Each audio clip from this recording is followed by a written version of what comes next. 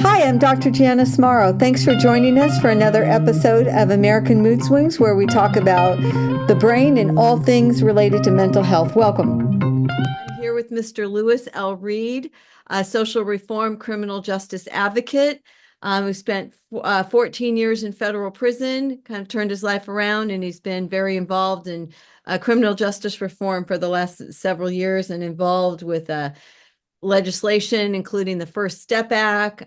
He worked at the Reform Alliance. He started a nonprofit called Mobilize 365. So we're happy that Mr. Lewis L. Reed is here with us, and I'm just gonna invite him to jump in and share his story. Hi. Yeah, well, I I know. appreciate I appreciate the introduction, and I appreciate being on.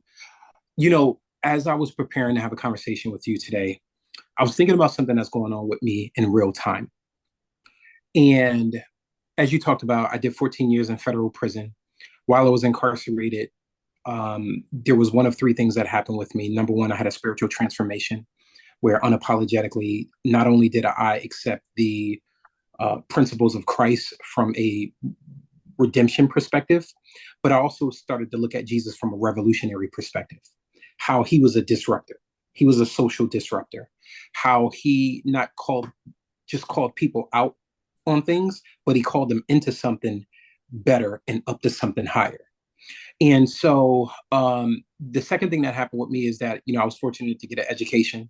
And the third thing that happened is that I discovered a notion that those closest to the problem are also closest to the solution, but often furthest from resources and power, which that notion came from a mentor of mine by the name of Glenn E. Martin.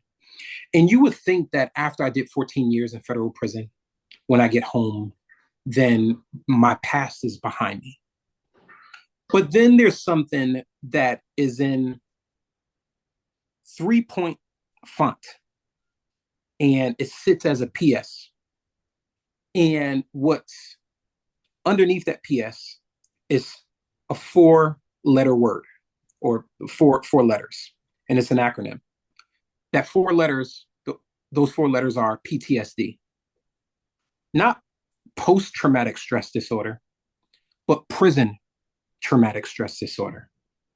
What is prison traumatic stress disorder? I'm glad that you asked that question, because I have the answer. Prison traumatic stress disorder is the things that you weren't only exposed to while you were incarcerated.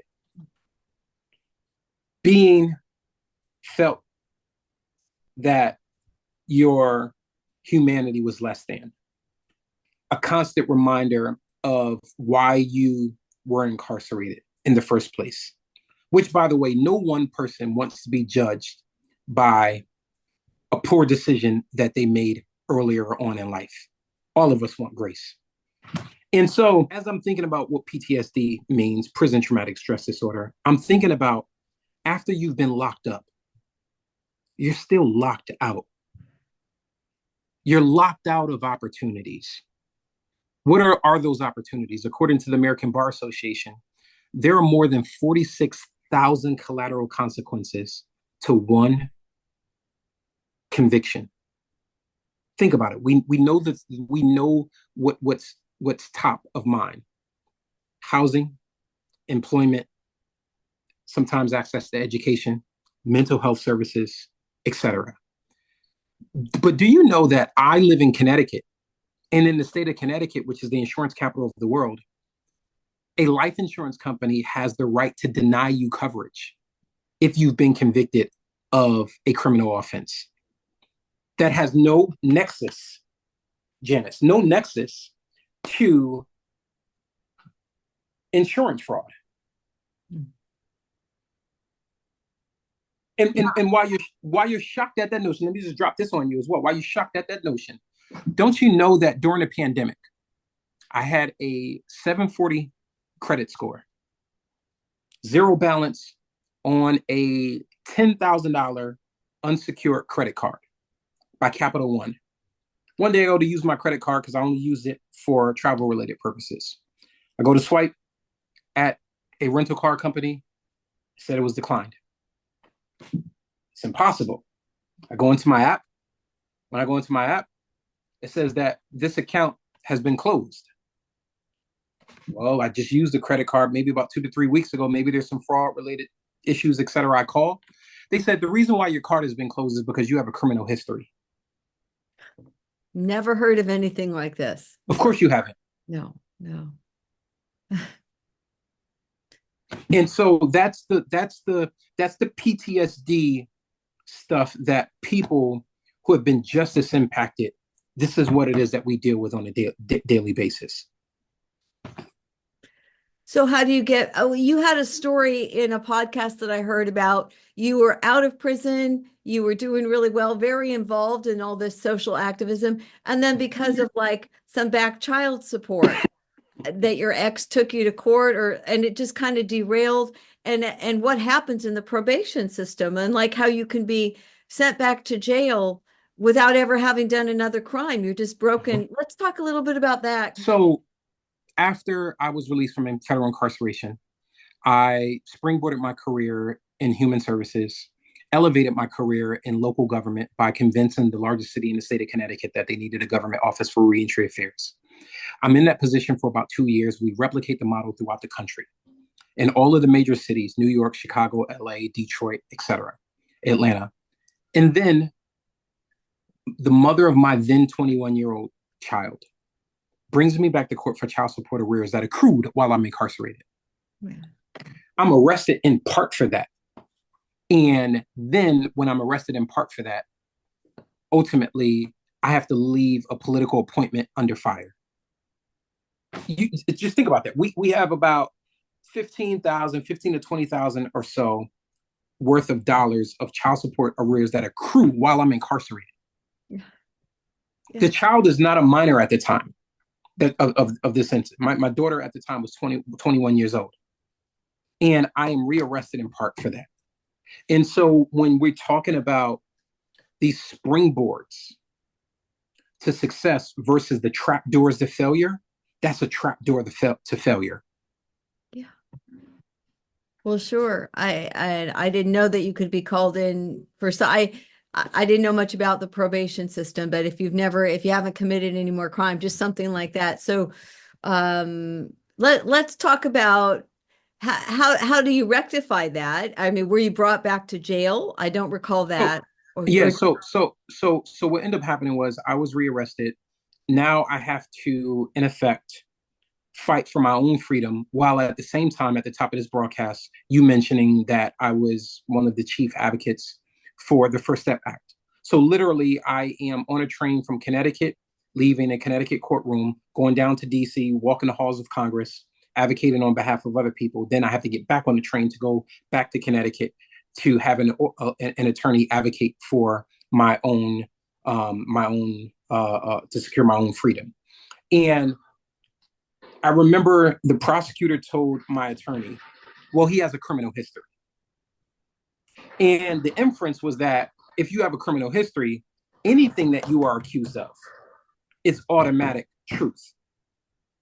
Disregard the notion that people have the presumption of innocence until proven guilty. And when you think about at that particular point in time, I wasn't under supervision. However, there was another incident that occurred thereafter where I was placed on supervision as a result of that particular incident. And I went to a property by which I owned. There with some tenants, there was someone who had recently moved in the neighborhood, thought that I looked suspicious, called the police, said that there's what looks like two black guys, one Hispanic guy, one black guy, going into a house that they never seen before. That person was new to the neighborhood. We were there to fix a dryer, a dishwasher, I should say. And the police arrived. When the police arrived, keep in mind, I'm under supervision. They try to go into the residence, thinking that I don't own the residence. I have no right to be there. I deny them entry. They arrest me for interfering with police. Wow. And so I'm under supervision at that time, and that triggers a violation. Even though the case was dismissed, even though I showed proof of residency, I showed proof of ownership of the property when I went to court, it still triggered a violation. So I was still violated. And I want you to think about this. Every day in the United States of America, 95,000 people are remanded into custody, not because they committed a new crime. Let me say that again for one more time for the people in the back. On any given day in the United States of America, 95,000 people are arrested because they didn't commit a new crime or crime at all. They are arrested because what we consider a probation violation or supervision violation. What is a violation? I'll give you an example. Janice, if you happen to have a criminal history and I happen to have a criminal history and one of us is under supervision and we are socializing as such, guess what? One of us is going to run the risk of being violated because you're not supposed to fraternize with people with criminal histories. Oh, and it doesn't stop there. Let's say, Janice, you happen to be my long lost sister by whom we can reconnected through this podcast. And even if we are at Thanksgiving dinner, and if one of our supervised release officers happen to do a spot check and see us in the presence of one another, guess what? We could be returned into custody. Oh, and it doesn't stop there. Let's say, for instance, I have no history of substance abuse. I haven't drank. I don't use drugs. I never have. But let's say I'm in the presence of alcohol and someone takes a picture and sends it to a supervised release officer. Guess what?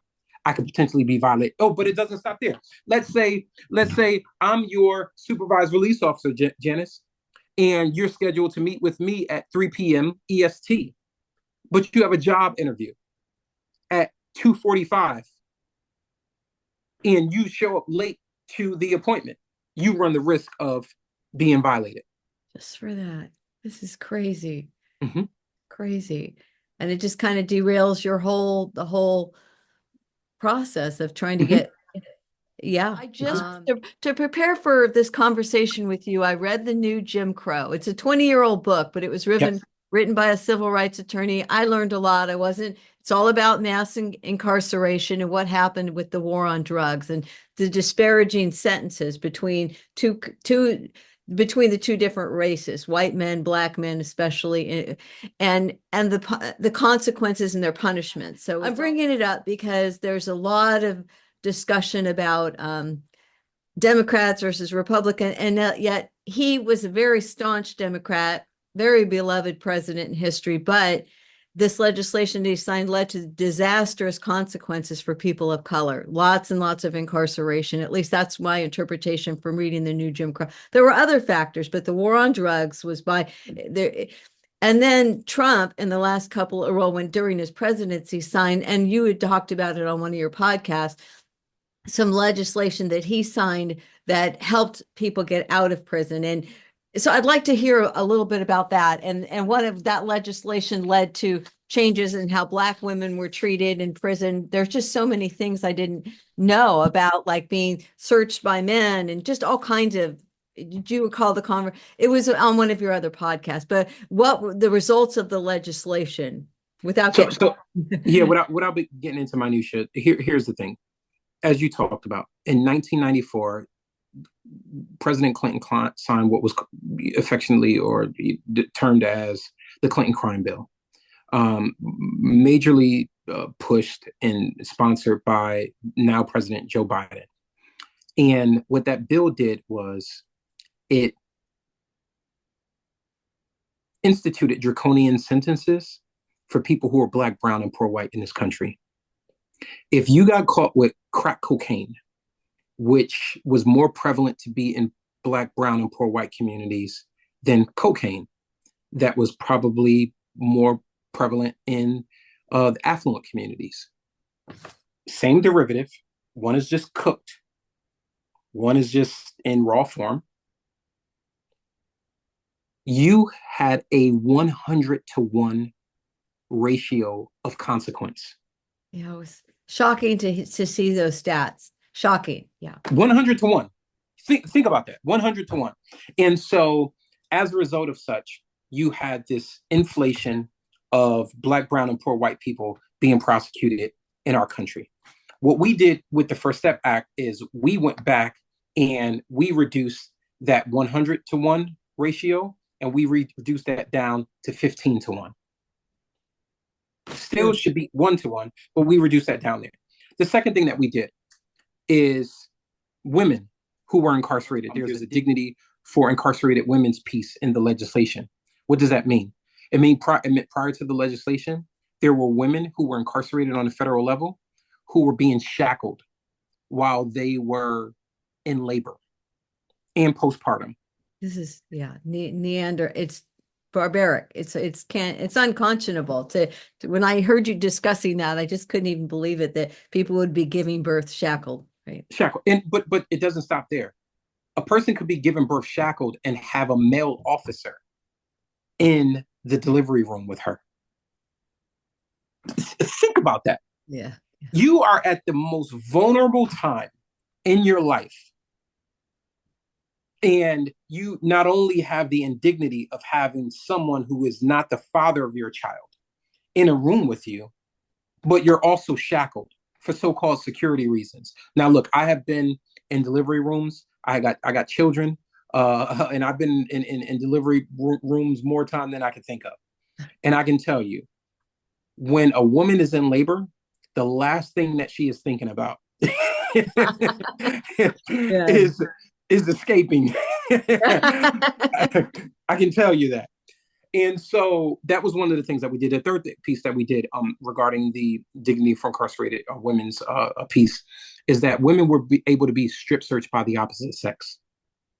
Can't do that anymore. Women didn't have access to free feminine hygiene products. Me and all my male ignorance, I learned during the passage of that of our advocacy for the passage of that bill that women had to quantify their cycle when they were incarcerated. And I made the dumb mistake by asking, what does quantify your cycle mean? And one of the other advocates, Topeka K. Sam, she went on to explain to me, that means that you take used sanitary napkins, you put them in a plastic bag, you bring them to the officer counts 1, 2, 3, 4, 5, and will now give you 2 more sanitary napkins. Wow. I've never heard of this. This is So and also in addition to the bill, when we did pass the bill, there are more than 45,000 people who got released under that one piece of legislation. 94% of the people who got released under the crack cocaine provision, guess what race or ethnicity they fell into? Yeah. Black Americans. Sure. And so that's in effect what the gist of the First Step Act is. Right. Well, let's talk about your current. I mean, I wish maybe another discussion. I'd love to hear your story, but I know it's long and from the time you were a kid. But let's talk about all your current projects.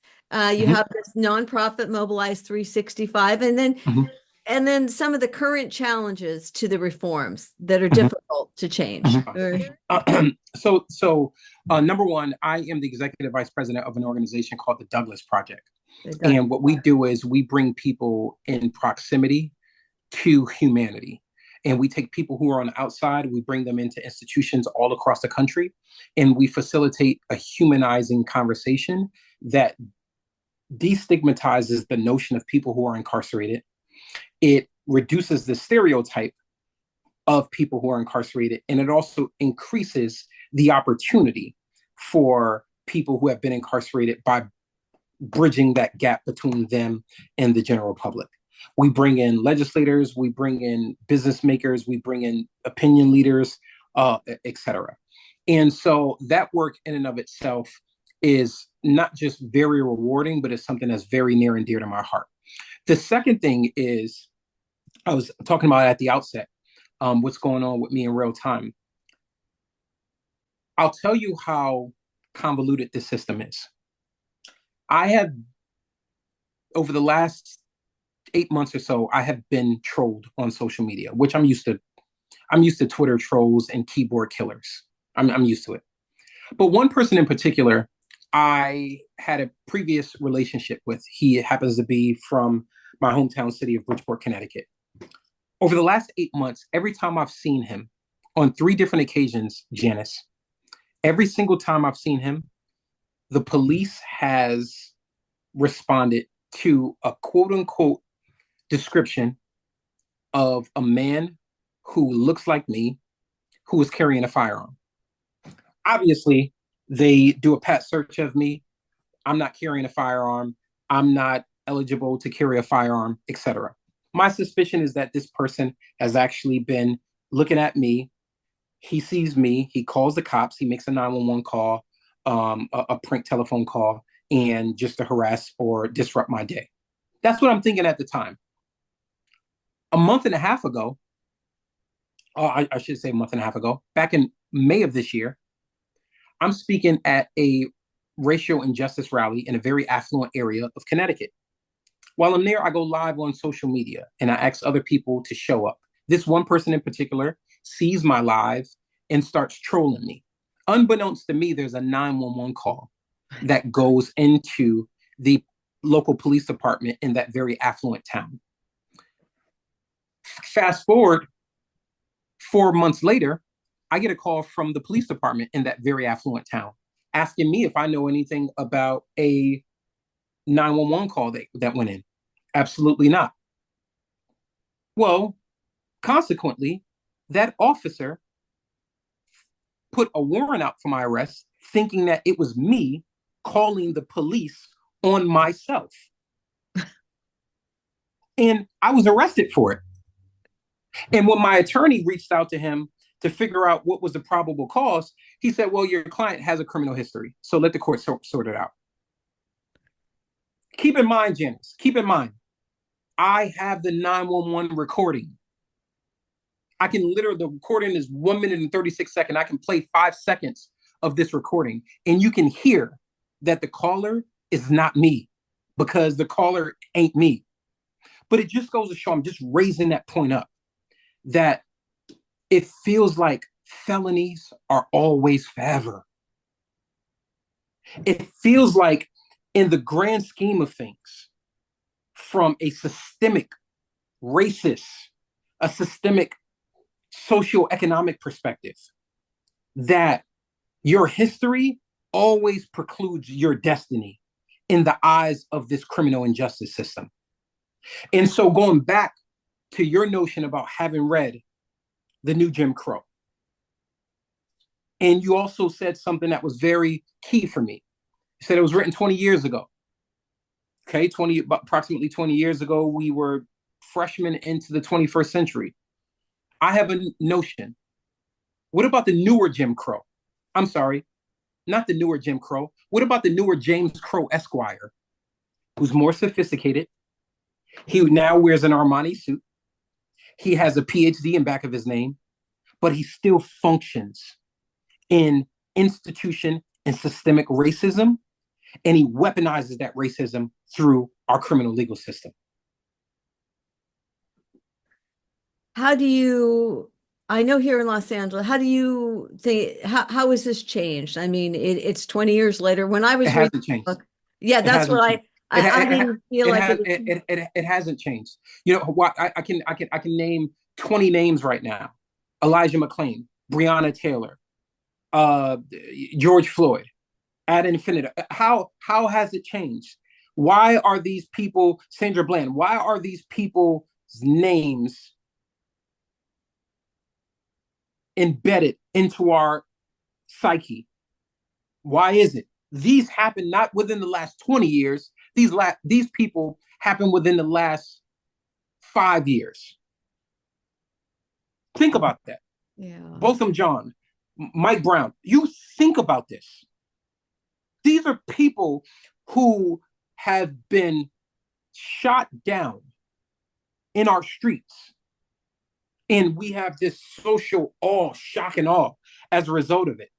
And we want to take action. But what about the people who are being shot down in our courtrooms every day that we know nothing about? Yeah. Whose screams we can't hear? Who go into these courtrooms with being underrepresented because they can't afford the legal fees that are associated with catching a case. You know, On that note, yeah, you mentioned a lot in one of the podcasts. I heard all these fees that I was not aware of. I know. So, but other than the bail, so what are some of the other fees that people So aren't so let's aware of? let's look at it. Let's look at the fees. Bail is the obvious fee. That's obvious. But what about the court fees and fines that are associated, depending on where you live? So in some states, you can be found not guilty or you can be adjudicated and the case can be dismissed, but there are still associated fees because you were involved in the criminal legal system. There are court fees, there are clerk fees, there are parents' fees, there are probation fees. We're not talking about fines. Fines is something that is, if you think about it in layman's terms, that's restitution related. We're not talking about that. We're just talking about the fees that are associated by you being involved in a criminal legal system, even when you have been adjudicated as not guilty.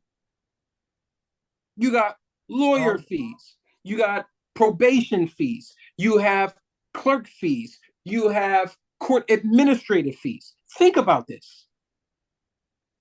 Think about what those fees are like for the average person trying to make ends meet without a lot of financial resources, going into a courtroom with a public defender.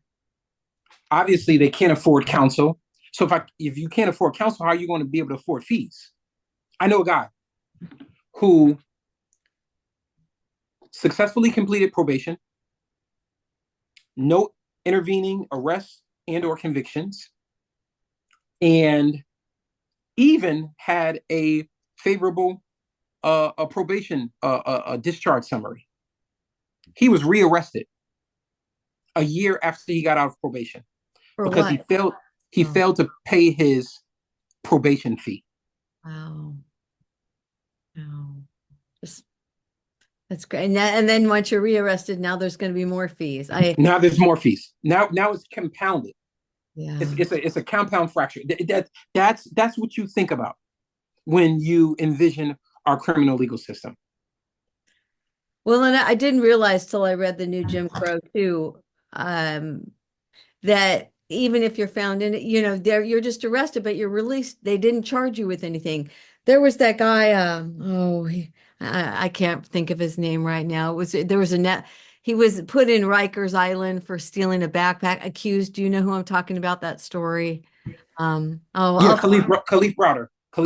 When I Yeah, saw that on Netflix a few years yeah, ago, I mean, yeah, there's this kid, no criminal history, and now he's like thrown at Rikers for yeah. allegedly stealing a back. They never arrested him with anything. And he was released 3 years later. He was kept in solitary confinement, and then post his release, he committed suicide. Yeah. Yeah, that was just gut-wrenching because initially his mother, it wasn't very much, but a couple thousand, but she couldn't pay it. And by the time she could afford his bail, it was too late. I guess there's a window for bail, and if you Yeah, don't that window. But well, on that note, since we don't have much time left, there's so many things I want to talk about, but uh, you had mentioned like at one point, I wonder how somebody can sustain themselves, not want to take their life. But you mentioned you were just about to take your life, and yeah, a scripture came to mind. If you could share that story, because I found it really moving. yeah. So after I was arrested for the child support related incident, I thought that there was nowhere else for me to go professionally, and I contemplated suicide. And I had a suicidal ideation. I went to the car. I should say I was in my SUV. I drove down to the local park, took a whole bunch of, I bought a whole bunch of over-the-counter sleep aids. And I was laying in the backseat of my car. I composed a text message to all my family and friends. That was my last goodbye, apologizing for having failed them. Keep in mind, there was no conviction. It was just the arrest. And when I laid down in the back of the seat of my car, I heard the scripture. And the scripture was from Micah, the book of Micah, chapter 7, verse 8. And it simply said, "Don't rejoice over me, my enemies. When I sit in darkness, God will be a light unto me. And when I fall, I'll get back up again." And it wasn't in dramatic fashion. There was no flash of lightning. There was no roll of thunder. It was a still small voice, but that still small voice became more amplified every day post that incident when I woke up. I also want to mention as well that the person who has been responsible for the legal work term for it is swatting me. He himself has mental health issues. I got a message from his family member today, a significant other, who asked me to consider his mental health issues that he's not even walking into, that he's not even clearly addressing. And so when you think about, mental health in a framework of people who have been justice impacted, I think the last data that I read was that approximately 78% of people who are incarcerated have some form of diagnosed mental health condition. I want you to think about this. I went to prison when I was approximately 23 years old. When I was 5 years old, both my parents were incarcerated on a federal level. I'm raised by my maternal grandmother. There is, if you wanted to look in a DSM-5, if you wanted to put an ICD code on it, that would probably be separation, detachment anxiety, right? When I'm 13 years old, my sister is shot in her face. She lost her eye by her then boyfriend, who she subsequently had a child with. When I'm 14 years old, I'm critically shot in my chest. I had to relearn how to walk again. When I'm 15 years old, I had a friend of mine who was relatively older than me, was shot and killed 6 times in his face, 7 to 10 feet in front of me. When I'm 16 years old, my then 17-year-old cousin was shot in front of his mother 32 times, assassinated in front of my aunt 32 times because he was dancing in a party with a girl. In between the ages of 18 to 22, I knew approximately 30 people who were either shot, stabbed, or murdered. Wow. Then I inadvertently injure a then 5-year-old child in a drive-by shooting as a result of a robbery. Someone robbed me and I retaliated against that person and inadvertently injured that child. Think about all of the trauma that I experienced and that I just described within the last 37 seconds. Think about all that trauma that I experienced and my brain isn't even fully developed. And then I'm sentenced to 14 years in federal prison. Crazy. And there's probably no help. Like, were there therapists in prison or anybody to talk to? I know. Okay. Yeah. We were able to see Dr. Phil. Okay. No, sorry. But look, people who are incarcerated, they have the resiliency of a spring in a ballpoint pen. There is nothing like being in a space where you have, prior to your prison experience, you experience what it is that I experienced. And being able to survive that environment, that takes something. It takes something. It takes a degree of hope. It takes a degree of faith. It takes a degree of resilience. It takes a degree of self-advocacy and all those other things. It says something about people who are placed in the most forgotten corners of our society. They are put in the darkest of places to be forgotten about. And nevertheless, to paraphrase Maya Angelou, still I rise. That says something about those folks. I'm in awe of the resilience. I'd love to know your relationship at this point with your kids, because it sounded like, I know that you had at least 3 children when you were 17, then you go to jail in your 20s, but it sounded like you got to see them. So what's your relationship with them like now? Because you had to miss so many moments, and and did you have any more kids? Are you a grandfather? I'd love to hear about so all of my children, that I had prior to incarceration are adults. And, I think that you don't get your report card on parenting until you are, maybe 3 seconds from breathing your last breath, right? And then everybody circle around and tell you how great you are if you have that benefit of, passing in front of people. But the relationship is there with my children. It's established. I think that prison obviously created a wedge that there had to be a degree of reconciliation through, but there's a present relationship with my children. Any grandchildren yet? Yeah, actually, yeah.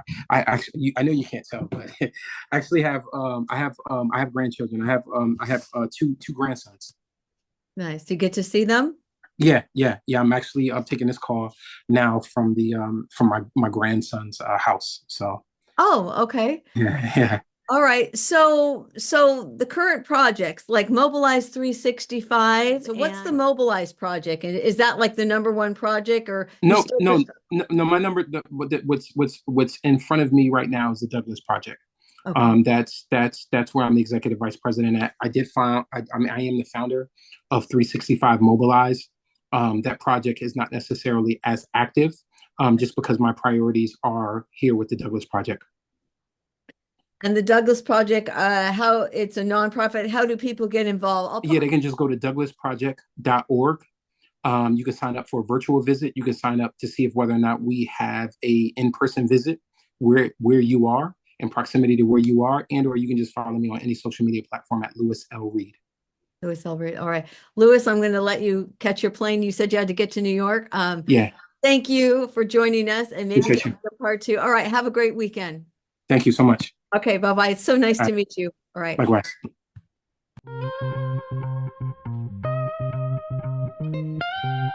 Thanks, everybody, for joining us for another episode of American Mood Swings, where we talk about the brain and all things mental health. Hope to see you next week, and please share with your friends.